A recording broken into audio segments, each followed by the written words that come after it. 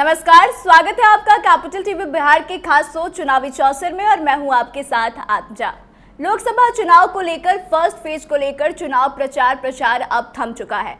बिहार के 4 सीटों पर भी फर्स्ट फेज में चुनाव होने हैं, जिसमें कि गया, नवादा, औरंगाबाद और जमुई शामिल है।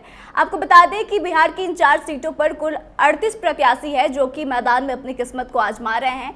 चुनाव प्रचार खत्म हो चुका है और अब ऐसे में बड़ा सवाल है कि आखिरी गेंद जो लगाई गई है उसमें छक्का मारने को कौन तैयार है, किस पार्टी की तरफ से कितनी ज्यादा मेहनत की गई है और चुनाव जब होंगे, वोट पड़ेंगे तो किसको ज्यादा वोट मिलेंगे, यह सारी बात करने की विषय है। तो आइए इन्हीं सब मुद्दों पर बातचीत करते हैं। हमारे साथ स्टूडियो में मौजूद है senior journalist Saroj Singh ji. Sir, आपका बहुत बहुत स्वागत है। सर, 4 सीटों पर चुनाव होने वाले हैं, प्रचार का दौर खत्म हो चुका है। क्या लगता है 4 सीटों में, अगर हम पहले जमुई से शुरुआत करें तो क्या लगता है, क्या कुछ जातीय समीकरण बन रहा है यहाँ पे? देखिए, जहाँ तक जमुई का सवाल है, एक नारा जमुई में जो ईवीएम में बटन दबने में 48 घंटा है, लेकिन एक नारा बहुत तेज़ी से उभरा है, 20 का बदला 24 में। इसका मतलब साफ है कि 20 में क्या हुआ आप समझ रहे हैं और 24 में क्या करना है। तो ये 20 का बदला 24 का जो नारा है, ये कहीं ना कहीं एनडीए के लिए एक संकट का घड़ी है, एक नुकसान पहुंचा सकता है। क्या नीतीश फैक्टर एक्टिव हो रहा है जमुई में? इस नारे से तो यही लगता है। तो जो कुशवाहा वोटर है, देखिए जब चुनाव शुरू हुआ था जमुई का, चीज़ें बहुत साफ साफ थी कि जो माई का वोट है वो किधर जाना है, एनडीए का जो अपना वोट है वो किधर जाना है, ये सारी चीज़ें तय थी। केवल उसको कंसोलिडेट किया जा रहा था प्रचार प्रसार में, बस इतना ही हुआ। लेकिन जो सबसे बड़ा जो फैक्टर है जमुई के चुनाव में, जो हार और जीत को तय करेगा, वो है कि कुशवाहा वोटर किधर करेगा। जो धानुक है, मंडल है, कोयरी है, वो किधर जाएगा, ये बड़ा सवाल है। और इसी के लिए सारा दिमाग लगाया गया था। देखिए, कल रेणु कुशवाहा भी उस इलाके में थी। कुशवाहा के बड़े बड़े नेता वहाँ पहुँच रहे थे ताकि कुशवाहा वोटों में डिवीज़न हो, क्योंकि कुशवाहा वोट ही एक ऐसा निर्णायक वोट है जमुई में जो किसी का भी पलड़ा भारी कर सकता है और कमज़ोर कर सकता है। तो इसके लिए कवायद तेज हुई थी और ये जो नारा जिसका हम चर्चा कर रहे थे कि 20 का बदला 24 में, 20 में जो एलजेपी के जो सर्वेसर्वा चिराग पासवान ने जेडीयू को जो नुकसान पहुंचाया, क्या उसका बदला 24 में जेडीयू को लोग जम्मू में लेने वाले हैं? ये सवाल वहाँ चौक चौराहों पर पूछा जा रहा है। और यही एक वोट बैंक है, 1.5 लाख से ज़्यादा की ये आबादी है, वोट बैंक है। इसको जो अपने तरीके से, अपने हिसाब से अपने तरफ लाएगा, जीत उसी की होगी। अभी मुकाबला बहुत बराबरी का है। जो कुशवाहा वोट जिधर जाएगा उसकी जीत आप जमुई में तय मानिए। सर, जैसा कि माना जाता है कि कुशवाहा वोट बैंक जो है वो नीतीश कुमार के पक्ष में हमेशा से रहता आया है और नीतीश कुमार फिलहाल एनडीए में है, तो क्या लगता है कि यह मान लिया जाए कि जो कुशवाहा वोट है वो नीतीश कुमार का चेहरा देखकर और बीजेपी के साथ जाएंगे? देखिए, इधर 1-2 दिन में बिहार के राजनीति में बहुत सारी चीज़ें हुई है। अब जैसे पीएम की सभा में मुख्यमंत्री नहीं गए या मुख्यमंत्री को नहीं बुलाया गया, कारण जो भी रहा हो, लेकिन वो उस मंच पर उपस्थित नहीं थे। इसका मतलब है कि एक मैसेज गया है नीतीश कुमार के जो समर्थक हैं, जो वोटर हैं, कि नीतीश कुमार को वो तवज्जो एनडीए में नहीं मिल रही है या प्रधानमंत्री नहीं दे रहे हैं जिसके वो हकदार हैं। और जिस नारे का हमने आपको जिक्र किया कि 20 का बदला 24 में, इस नारे को वो लोग अब बोलने लगे हैं। पहले पर्दे के पीछे बोलते थे, अब पर्दे के बाहर बोलना शुरू कर चुके हैं। तो मैसेज साफ है, जो वोट तो नीतीश कुमार का है, वो वोट बैंक अभी भी उनका एकाधिकार है। थोड़ा बहुत जो अगर इधर उधर हो जाए बात अलग है, लेकिन वो वोट बैंक जब तक एनडीए पे नहीं चढ़ेगा तब तक ये मान के चलिए कि अरुण भारती के लिए बहुत ही मुश्किल है जमुई का डगर। अगर वो वोट ट्रांसफ़र हो जाता है एनडीए के खाते में, अगर ये नारा कमज़ोर पड़ता है जिसका प्लान हो रहा है, अगर ये कमज़ोर पड़ गया तो यकीन मानिए वहाँ पे अरुण भारती का पलड़ा भारी होगा। अगर वो वोट बैंक ट्रांसफ़र नहीं हुआ उधर और ये अर्चना रविदास के तरफ चला है वो वोट बैंक, तो अर्चना रविदास वहाँ मुकाबले में काफ़ी आगे निकलती हुई आपको दिखाई पड़ेगी। सर, ये तो जमुई का समीकरण हो गया। अब नवादा की अगर बात करें तो क्या लगता है कौन सी जाति वहाँ पे महत्वपूर्ण रोल निभा रही है अभी? देखिए, नवादा का चुनाव कहा जा रहा था कि त्रिकोणात्मक चुनाव नवादा का होगा। सभी लोग लगे हुए थे, विनोद यादव की पूरी टीम लगी हुई थी और जो विधायक हैं उनकी भाभी और जो विधायक हैं प्रकाश भी सब उनके खिलाफ उनके पक्ष में कैंपेन कर रहे थे। तो ऐसा लग रहा था कि मुकाबला त्रिकोणात्मक होगा। आज के तारीख में भी जब प्रचार थमा है, मुकाबला त्रिकोणात्मक ही है, लेकिन मुसलमान वोटों में चुप्पी है। मुसलमान अभी खामोश है। वहाँ पे मुसलमान वोटों का रुख ही तय करेगा कि वहाँ पर मुकाबले में किसकी लड़ाई होगी। विवेक ठाकुर के साथ तो लड़ाई होनी है, लेकिन लड़ाई होगी किसकी? विनोद यादव की होगी या सरवन कुशवाहा की होगी?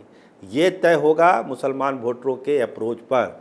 मुसलमान वोटर अभी खामोश हैं, नहीं कुछ बोल रहे हैं, लेकिन आप जानते हैं कि मुसलमानों का जो वोट है अंतिम समय में डिसाइड होता है कि उसको किसको देना है, नहीं देना है। अगर मुसलमान सरवन कुशवाहा के पक्ष में रहे तो फिर विवेक ठाकुर का मुकाबला सरवन कुशवाहा से होगा।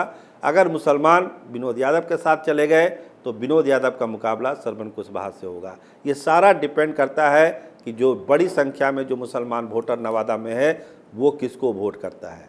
तो मुसलमानों वोटर पर नज़र है, विनोद यादव की भी नज़र है, सरवन कुशवाहा की नज़र है, और सबसे बड़ी नज़र तेजस्वी यादव और लालू प्रसाद की है कि वहाँ के जो माई समीकरण है उसको कंसोलिडेट किया जाए।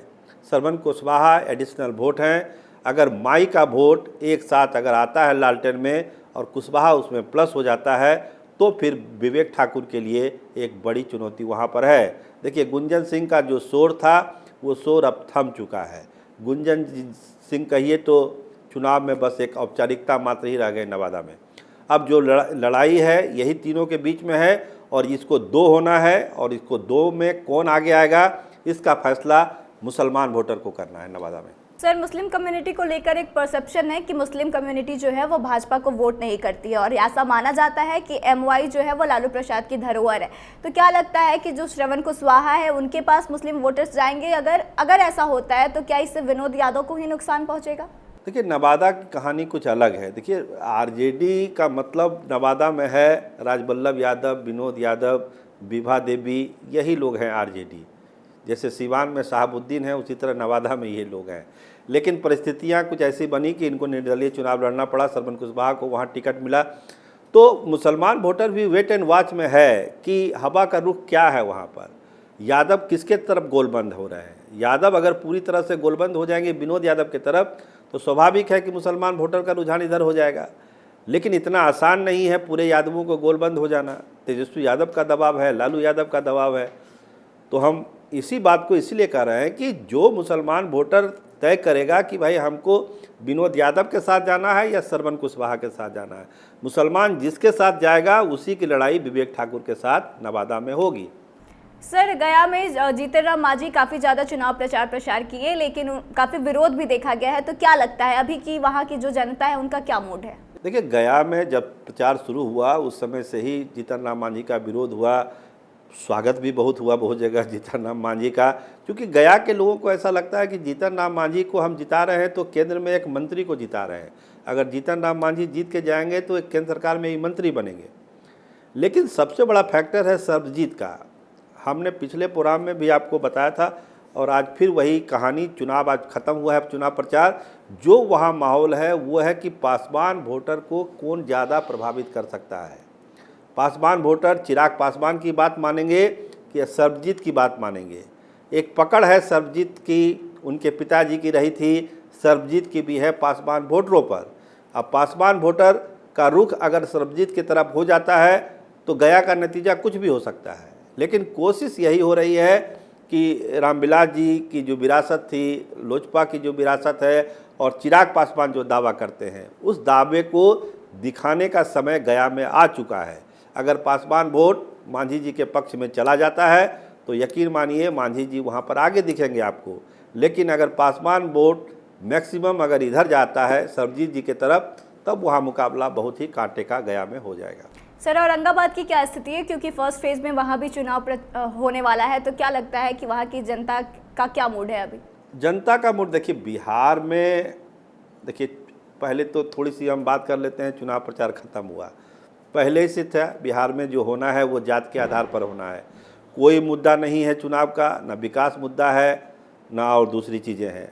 जो भी नेता आए या बिहार के बीज नेता थे वो अपने घिसे पिटे अंदाज में जो उनको बोलना था वो बोल गए। क्योंकि सबको पता है अल्टीमेटली जो वोट पड़ना है वो जात के नाम पर ही पड़ना है। तो वही एक जातीय गोलबंदी आपको औरंगाबाद में भी है। सबको पता है कि माई वोट पूरी तरह से अभय कुशवाहा के पक्ष में है, बाकी जो उधरे वोट होता है वो सुशील सिंह के साथ है। सवाल है चित्तौड़गढ़ बचेगा या नहीं बचेगा। तो चित्तौड़गढ़ बचेगा या नहीं बचेगा ये डिपेंड करता है कि अभय कुशवाहा अपनी बिरादरी का वोट 100% ले पाते हैं या नहीं ले पाते हैं। सारा चीज़ उसी पर निर्भर करता है।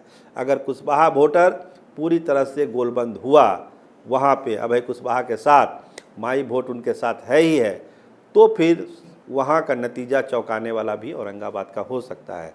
इसीलिए सब नज़र लगी हुई है कुशवाहा वोटरों पर कि कुशवाहा वहाँ क्या करते हैं, कुशवाहा की गोलबंदी है या नहीं है। इसके अलावा एक फैक्टर वहाँ भूमिहारों का भी है। भूमिहारों पर भी नज़र रखने की ज़रूरत है कि भूमिहार वहाँ किसको वोट करते हैं। अभय कुशवाहा ने बहुत मेहनत की है भूमिहार वोट को लेके, उनका प्रतिफल उनको मिलता है या नहीं मिलता है। तो कुशवाहा और भूमिहार अगर ये गोलबंदी हुई माई इधर आरजेडी के तरफ, तब नतीजा चौंकाने वाला होगा।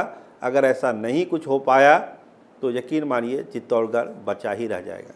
सर आपका बहुत बहुत धन्यवाद। जी बहुत धन्यवाद। तो देखिए, फर्स्ट फेज के चुनाव को लेकर चुनाव प्रचार प्रसार खत्म हो चुका है। अब चारों सीट पर जो है कैंडिडेट उम्मीद लगाकर बैठे हुए हैं कि लोग उनको कितना वोट करते हैं। तो आपको क्या लगता है कि इन चारों सीटों पर किसके पक्ष में ज़्यादा वोट पड़ने वाले हैं, महागठबंधन या फिर एनडीए, या फिर जो निर्दलीय उम्मीदवार है उनमें से किसी को ज़्यादा वोट पड़ने वाले हैं? आप कमेंट करके जरूर बताएं। और आप भी जाएं, 19 तारीख को वोट पड़ने वाले हैं, आप वोट दें और लोकतंत्र के महापर्व में अपनी भूमिका निभाएं। फिलहाल आज के इस खास शो में बस इतना ही। आगे की तमाम खबरों के लिए बने रहे हमारे साथ, देखते रहे कैपिटल टीवी बिहार। धन्यवाद।